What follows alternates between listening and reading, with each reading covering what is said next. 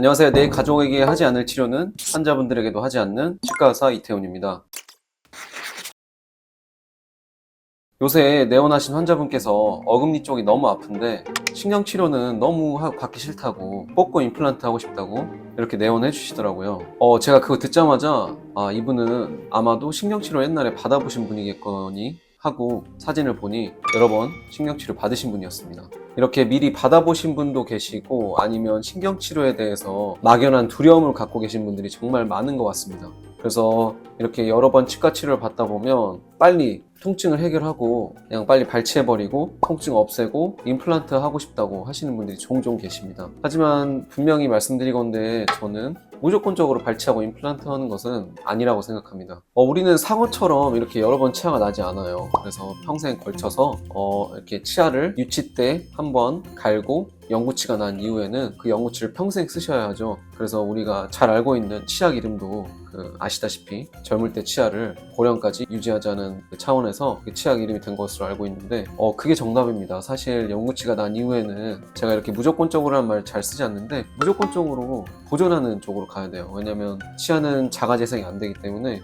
이것을 한번 잃게 되면은 인공적으로 아무리 좋은 임플란트가 나왔다 한들 자연치아만큼은 하지 못하기 때문이죠. 그래서 모든 치과 술식이 옛날부터 우리가 항상 얘기해왔던 30-40년 전에 행해졌던 아말감부터 GI, 그 다음에 레진이라는 물질이 이렇게 발전되고, 그래서 치아를 수복하는 방법이 한 단계 한 단계 업그레이드 되면서 또 크라운이라는 물질이 나오고, 옛날엔 골드만 있었다면 지르코니아도 나오고, 이런 식으로 이 모든 치의학의 노력이 자연 치아를 보존하기 위해서 발전되어 온 길이기 때문에 자연 치아를 지키려는 노력 굉장히 소중합니다. 그래서 오늘은 이렇게 자연 치아를 살린다는 주제로서 임플란트를 하기 전에 꼭 확인해 봐야 할 두 가지에 대해서 알아보고자 합니다. 첫 번째는 제가 이렇게 서두에서 길게 장황하게 말씀드렸다시피 보존 치료, 보존적인 치료를 행하는 치과인지 그것부터 꼭 확인하시는 게 좋겠습니다. 사실 저희 치과는 임플란트도 잘하는 병원이지만 또 잘하기 위해서 CT도 최고급으로 들여놨고, 또 그 CT 프로그램도 한 개만 쓰는 게 아닌 두 개를 구비해서 여러 가지 식립 각도, 깊이, 또 그리고 인공 치근의 길이, 두께, 그 다음에 뼈 이식의 양, 어떠한 모양을 어떻게 할 것인지 이런 식으로 모의 수술을 굉장히 많이 하고 제 머릿속에서도 굉장히 많이 해서 실제로 수술 전후 사진을 보여드리면서 얼마나 제가 계획했던 대로 수술이 진행됐는지 다 보여드립니다. 하지만 그럼에도 꼭 필요한 경우가 아니면 임플란트 하지 말라고 말씀드립니다. 아무리 임플란트가 좋아져도 자연 치아만큼 좋지는 않습니다. 임플란트는 쉽게 얘기하면 예전에는 틀니로밖에 치아를 대체할 수 없었다면 지금은 자연 치아 기능의 90% 이상을 행할 수 있는 궁극적인 치아의 대체물이에요.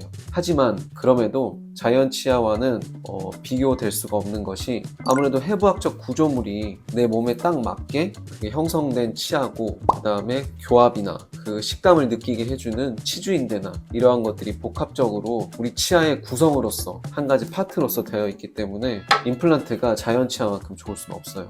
모든 치과 의사들이 본인 가족이 치통을 겪고 있다면 사랑니가 아니라면 자연치를 무조건 살려보려고 노력할 거예요. 저도 그렇고 제 친동생도 여러 번 저한테 치료를 받았지만, 물론 제가 사랑니 다 뽑고 앞니 라미네이트를 해줬지만 충치 같은 경우에는 아무리 깊어도 제가 보존적으로 진료를 해줬습니다. 과정이 힘들고 그 이후에 치아가 못 쓰겠다, 씹을 때마다 아프다, 시리다, 찬 거에 아프다 라고 할지라도 그 이후에 신경치료로 넘어가는 것이지, 그 전에 아프면 무조건 빼고 임플란트 하자, 이거는 모든 치과의사라면 가족이 하지 않을 겁니다. 물론 어쩔 수 없이 임플란트 바로 해야 되는 경우도 있습니다. 이러한 경우에는 저는 두 갈식으로 말씀드립니다. 결론부터 말씀드려요. 그래서 바로 이거 뽑고 임플란트 하셔야 됩니다. 그렇게 말씀드린 다음에 이렇게 논리적으로 그렇게 해야 되는 이유를 제가 말씀드립니다. 그럴 때를 제외하고는 무조건 자연 치아 살려보는 것이 좋죠. 이렇게 치아를 최대한 아끼고 살리려는 노력을 하는 것을 보존적 치료를 지향한다고 하는데, 환자분들께서 가시고자 하는 치과가 이런 보존적인 진료를 지향하는지 꼭 확인해 보시고 내원하셨으면 좋겠습니다. 조금 전에 말씀드린 것처럼 임플란트를 꼭 해야 되는 경우는 어떠한 경우들이 있을까요? 정말 대표적으로 세 가지 경우가 있을 수 있는데, 첫 번째로는 치아 우식이 너무 깊게 진행되었을 때입니다.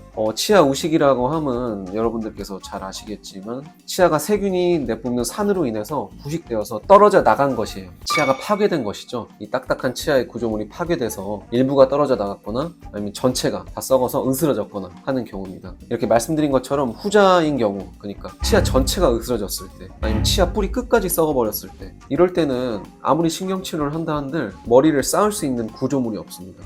뿌리만 남았다 하면 신경치료야 뭐 뿌리만 있어도 뿌리에 행하면 그게 신경치료가 되겠죠. 근데 그 이후에 치아의 기능을 할 수 있는 크라운을 씌워줘야 되는데, 그 씌울 수 있는 최소한의 머리가 없다면 그것은 이제 발치밖에 답이 없습니다. 여기서 이제 많은 분들께서 요새 뭐 제가 해봤더니 기둥, 그러니까 포스트를 넣어서 기둥을 세워서 머리를 만든 이후에 그 다음에 크라운 씌울 수 있다는데 하시지만, 그것도 다 기준이 있어요. 간단하게만 말씀드리자면 그 씌울 수 있는 최소한의 높이가 있습니다. 치아 뿌리에서 잇몸 높이에서 그 위에서 치아가 최소한 몇 밀리는 있어야, 그 몇 밀리 있는 것이 삥 이렇게 둘러쌀 수 있는 원통 모양의 그러한 최소한 몇 밀리가 있어야 포스트를 세울 수 있는데, 이 정도만 남아있어도 시도를 해볼만 하지만 이 정도도 안 남아있는 경우가 꽤 있습니다. 뿌리까지 썩었거나 할 때. 그러면 이거는 살릴 수가 없습니다. 그래서 조금 하나만 더 첨언하자면, 치경구 마모증이 굉장히 심해서 썩었을 때 이러한 경우가 종종 있습니다. 위에 머리는 잘 살아있는데 옆이 파고들어서 이 옆구리가 너무 깊숙이 파고드니까 이 원통 모양을 잡을 수가 없게 돼요. 그래서 이 경우도 신경치료를 좀 미리 했으면 살릴 수 있었을 텐데, 너무 깊게 옆으로 먹어버리면 살리기가 굉장히 힘들어집니다. 쉽게 말씀드리자면 이 원통 모양의 최소한의 머리가 있어야 된다.